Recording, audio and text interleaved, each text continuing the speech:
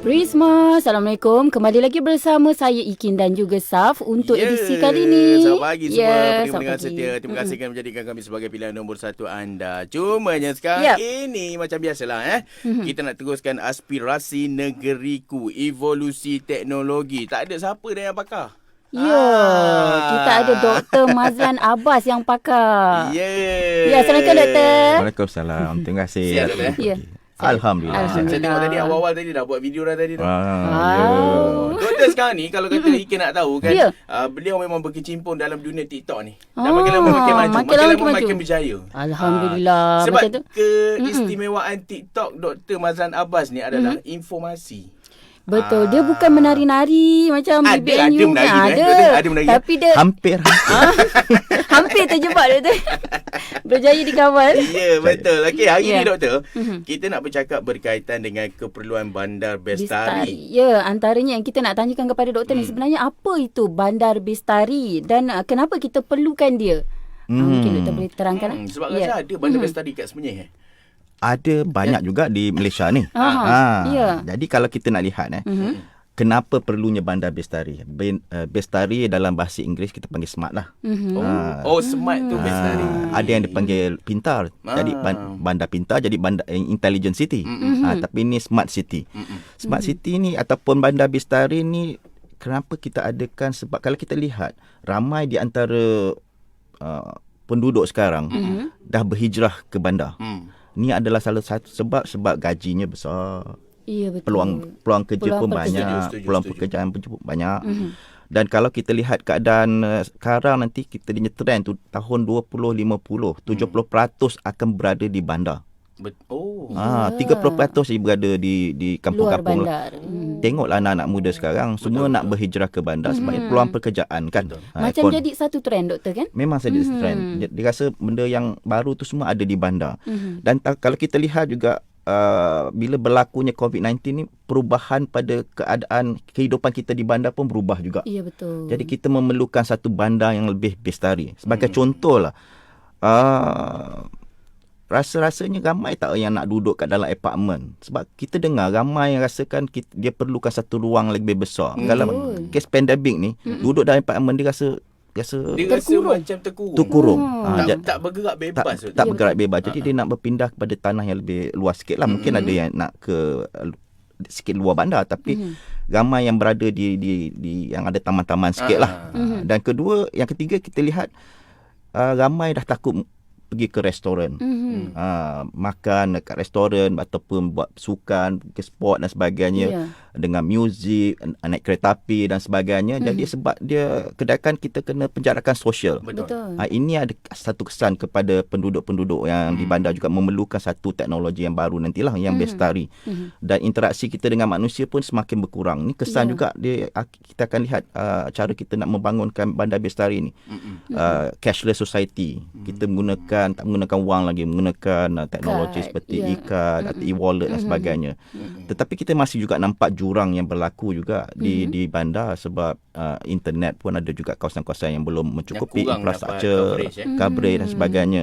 Jadi sebenarnya bila penduduk berada di bandar, terlampau banyak kesan kepada penduduk bandar ini disebabkan mungkin dia punya infrastrukturnya tak cukup. Sebab nak menampung jumlah penduduk tu, penggunaan ruang tu semakin terhad.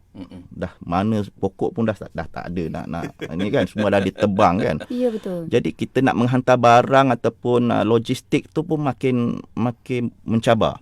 Sebab kesesakan lalu lintas yang berlaku. Betul. Jadi kita lihat bahawa kita punya alam sekitar dah cemar. Betul. Sebab kereta makin banyak.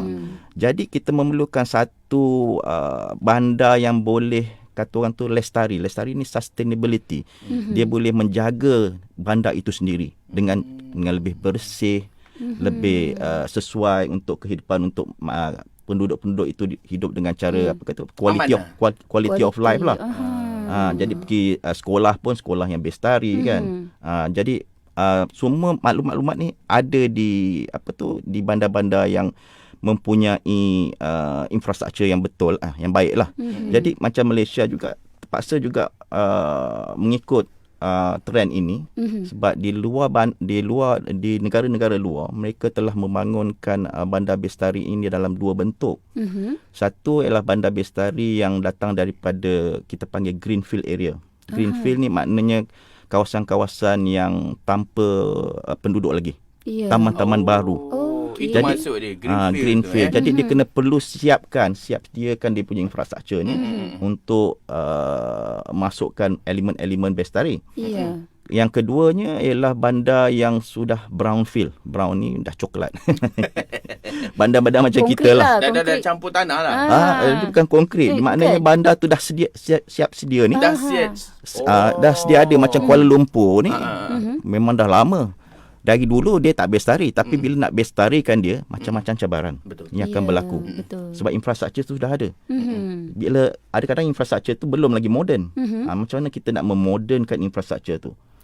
Jadi kita perlu memberi peluang kepada pekerjaan yang lebih baru, untuk pengedaran, penghantaran barang-barang dengan lebih sesuai dan sebagainya. Sesuai dengan teknologi dengan juga teknologi kan? yang akan datang lah. Itulah kan. Makin lama kita perlukan satu perkara yang lebih efektif, doktor kan. Okey, baik. Selepas ini ada lagi soalan ni kita nak tanya ni. Saya suka sangat kau tanya doktor. Sebab itu saya dah cuba pancing dekat pengarah. Pengarah dekat konti waktu tu. Nak minta sampai ke pukul 2 petang. Terus cakap. Pengarah senyum. Senyum kelat dah. Nak bagi ke tak nak? Okey, baik. Selepas ini kita masih lagi bercakap berkaitan dengan keperluan bandar bestari. Kalau kata tadi, doktor dah tegangkan berkaitan dengan bandar bestari. Apakah maksud dia? Ada greenfield, ada brownfield. Betul. Kan? Selepas ni kita tahu kenapa kita perlukan bandar-bandar ni. Selain daripada kemudahan lah, mungkin ada lagi perkara yang penting. Sebab apa kita nak bersaing dengan negara luar ke? Nantilah. Kita nantikan jawapan dia. Kita nak berhibur dulu. Kita layan dulu lagu ini. Satukan Rasa. Kai Bahar Siti Nordiana. Inspirasi Negeriku kembali lagi bersama Ikin Saf dan juga Dr. Mazlan. Okey, hari ni topik dia Ikin, kita bercakap berkaitan dengan keperluan bandar bestari, bandar pintar. Bandar pintar. Kan? Intelligence City. Biasalah, ada kan? Brown City, ada selamat. Green City. Sama jadi DJ ni tak kena dedah grade dapat bahasa Inggeris dulu berapa? Dia baik bakat kan. Saya lebih biasa bahasa Inggeris. Bila bahasa Malaysia, dia kena fikir 2 kali. Doktor terbalik kan saya. Okey, tadi doktor dah tegang berkaitan dengan bandar bestari. Jadi kita nak tahu ni kenapa ni kita perlukan bandar bestari ni. Okey. Kita kalau nak bangunkan satu bandar bestari, pertama kita kena tengok juga, saya bagi analogi lah, kita punya kesihatan kesihatan kita ni sebagai satu bandar, tapi kesihatan ni kesihatan kita. Kenapa kita sihat? Sebab saluran darah kita, mungkin kita punya otak yang minda yang sihat, otak yang sihat, jantung baik, kitanya toksik yang ada dalam badan kita macam mana kita nak keluarkan dengan cara yang baik. Jadi kalau kita tengok darah tu, dalam kes analogi bandar ni, darah itu adalah macam kenderaan yang membawa barang daripada satu tempat ke satu tempat. Darah ni sel. Jadi sel putih, sel merah sepatutnya disalurkan di tempat saluran badan kita supaya dia sihat.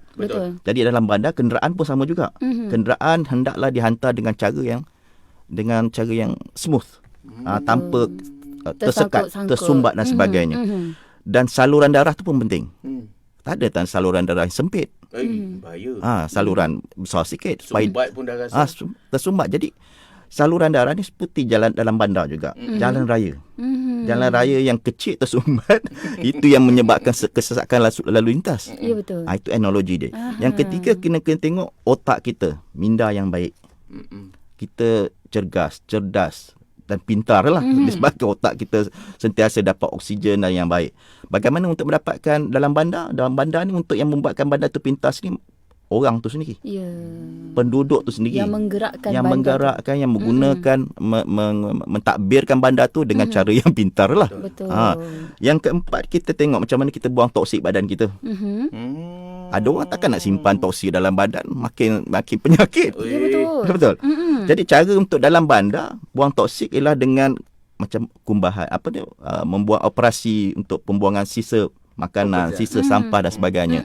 Itu itu adalah bandar yang memerlukan. Jadi kalau kita nak tahu kita sihat, kita mesti ada satu indeks. Kalau kita pakai jam, manusia dia tengok kita ni sihat. Berapa kilometer dah jalan, kita hanya jantung macam mana dah baik ke tidak. Tepat ke tu doktor? Saya nak tanya.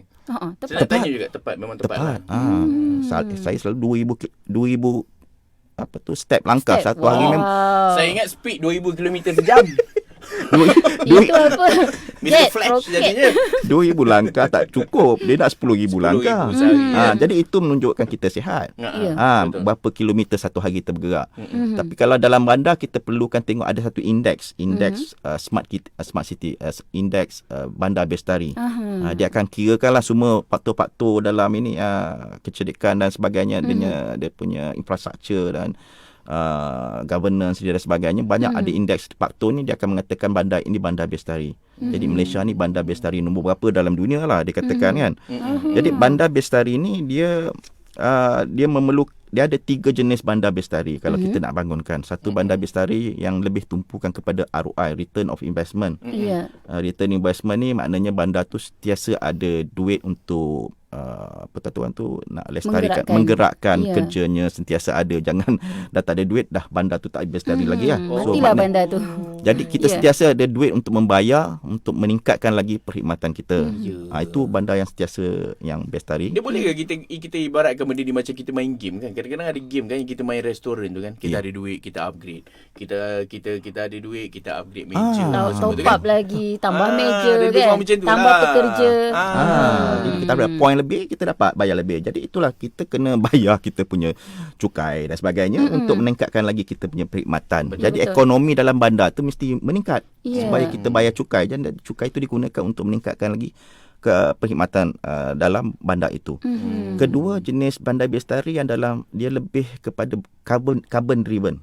Carbon driven ni yang jenis alam sekitar kita, kehijauan kita. Kenapa kita ada bandar tu, dia lebih pentingkan alam sekitar yang tak tercemar, bersih. Jadi salah satu aplikasi yang selalu dia orang akan lihat ialah macam mana nak buat smart parking. Saf dengan Ikin nak tahu kenapa smart parking tu digunakan dalam paling penting lah dalam bandar bestari, sebab smart parking ni adalah untuk memudahkan kita cari parking lah. Betul kan? Betul. Okay. Kenapa parking ni penting ialah kenderaan di mana-mana bandar dia amat sesak. Kenapa dia sesak? Sebab dia susah nak cari parking. Betul. Jadi orang tu berpusing-pusing dalam bandar nak cari parking. Orang yang sama je pusing. Rasa kereta merah ni dah lalu lagi. Berapa kali kita nak cari? Saya lah kereta merah tu. Saya nak cari parking dekat RTM ni kena pusing 2 kali. Nak cari parking yang sesuai. Jadi itu 30% daripada kesesakan lalu lintas sebenarnya disebabkan susah nak cari parking. Betul. Bila orang asyik berpusing saja, dia punya enjin karbon tu yang keluar asap tu menyebabkan pencemaran udara. Betul. Jadi bila kita dapat aplikasi seperti smart parking ni, kita dapat tengok parking ni kosong sebenarnya. Di RTM ini kosong untuk saya. Saya dah booking. Saya pergi sana itulah. Sekali je pusing. Booking. Sebab kita dah tahu hala tuju kan. Kita dah tahu hala tuju. Kita tak payahlah nak pusing-pusing. Bila dah cari parking yang sesuai, dah lah tak ada kesesakan lalu lintas. Itu dah kurangkan dia punya kadar pencemaran. Yang ketiga ni orang dipanggil vanity driven. Vanity, trendy. Ini bandar bestari yang ikut trend lah. Pernah tengok tak bandar yang jenis kalau kita berhenti dekat traffic light tu bercakap kat kita? Ada tertengok lah. Adalah tertengok video-video viral tu kan. Kenderaan bernombor plate ni sila undur kan. Kalau saya tak tahu benda tu, malam saya lari terus. Biarlah langgar polis kejar pun tak apa. Kadang-kadang kita ni lihat ada satu billboard yang duduk di junction 4 junction tu, dia akan tengok kita, dia nampak kereta kita konon lah kereta BMW. Dia akan tunjuk iklan BMW. Dia reflect. Dia tengok, dia kenal apa yang dia auto detect dia detect. Atau ada yang monitor. Dia kamera tu dia boleh tahu jenis-jenis kereta yang di tepi tu. Kalau kita berada di bandar yang jenis investari yang jenis ada digital billboard ni ataupun billboard atau dekat bas ni, dekat bus station. Bus station tu akan menukar dia punya iklan bergantung kepada orang yang kat situ. Kalau perempuan, lelaki, budak-budak. Maknanya dia bergantung kepada surrounding dia. Betapa hebat teknologi. Dan dia akan berubah dia punya kata kita punya bas akan sampai sekian-sekian atau terlewat beberapa minit dan sebagainya. Dia akan bagi tahu kat kita. Itu yang dipanggilkan vanity driven. Lepas tu kita ada jenis sekarang benda yang ada basikal untuk kita gunakan, sewakan. Betul. Nak bergerak dari satu tempat satu tempat, gunakan sewa basikal yang cara mudah. Itu salah satunya lah teknologi yang sebenarnya dah praktis juga dekat kita kan, dekat bandar KL ni. Ada skuter kecil, ada basikal. Ya. Kita ada tak jenis kita duduk dekat satu stesen tu, ada untuk charging station, untuk wifi kita, untuk kita punya phone ke, ada ke? Setakat saya tak nampak lagi. Kalau dekat kedai Dobi tu saya pernah nampak. Ada. Untuk charge power bank tu kan. Power bank. Telefon bilik kita dah keluar. Tapi kena bayar lah. Tak percuma lah. Jadi perkhidmatan ni banyak di kita tawarkan untuk keselesaan kita punya penduduk lah. Ya, betul. Jadi kalau kita lihat banyak lagi lah yang aplikasi yang kita boleh gunakan. Okey. Disebabkan banyak tu kita nak rehat dulu sikit. Sambung lagi lepas banyak. Tapi itulah kan, kalau katalah macam doktor dah dengar kan, kemudian ada lagi pakar-pakar dekat luar yang dengar sekarang ni kan, kalau boleh tak cipta satu alat ni yang boleh trace perasaan kita. Wow. Ada. Bila lalu je kan, dia tengah sedih, jangan kacau. Takut. Ada doktor? Ada. Kejap lagi lepas ni kita tanya balik. Okey, kita berehat dulu seketika selepas ini kembali bersama dengan kami bertiga dalam Aspirasi Negeriku untuk evolusi teknologi. Ini dia lagu Projector Band. Akhirnya aku tahu. Selamat FM. Hai, kembali lagi bersama kami berdua. Juga dengan Dr. Mazlan Abbas. Terkejut lah tu. Terkejut. Biasalah kalau kita off air ni, bila kita bersama dengan pakar, memang kita tanya soalan yang pelik-pelik. Galik tanya. Tak perasan. Kita masih lagi bersama dengan Dr. Mazlan Abbas, pakar IoT kita. Hari ni tajuknya keperluan bandar bestari. Kita nak tahu juga ni teknologi yang diperlukan untuk bangunkan sebuah bandar bestari, doktor. Silakan. Macam tadi nak sambung yang tadi soalan yang saya tanya tu. Perasaan dia. Boleh tahu perasaan dia dah. Sebab sekarang dia ada artificial intelligence. Kamera ni dah ada dia panggil embedded dengan artificial intelligence. Dia mengenali kita punya perasaan. Sedih ke, gembira ke, dengan raut muka kita saja. Sekarang kita tengok kamera tahu dah berapa darjah aja kita punya suhu. Apa kata tengok aja hari ni seronok tak masuk office ke tidak kan? Kalau bos boleh detect kata bos detect. Soalan tu kita tanya dekat Ikin. Sebab hari ni memang di konti dia kena pegang panel. Berapa peratus yang masuk mendaftar kerja, dia tengok sedih, suka atau tidak masuk office. Tu ada dalam raut muka kita, dia punya kening mata, dia ada berapa poin-poin yang dia ada kat sini, dia akan bagi tahu kita ni sedih ke, gembira ke, marah ke dan sebagainya.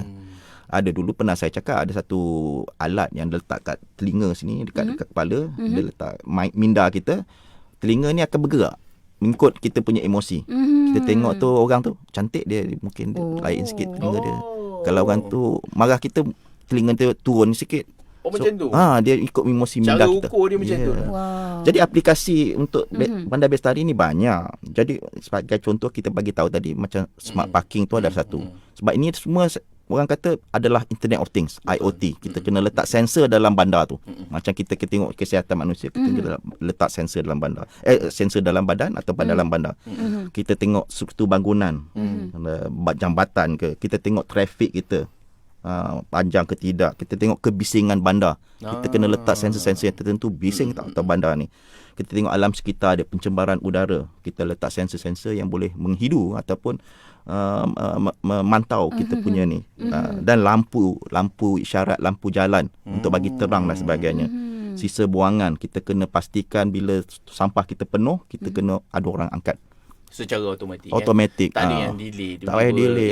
Yang punca dia sampah berbau lah. Betul. Ni datang-datang dah bersih, berapa datang? Bila penuh tu lah yang datang.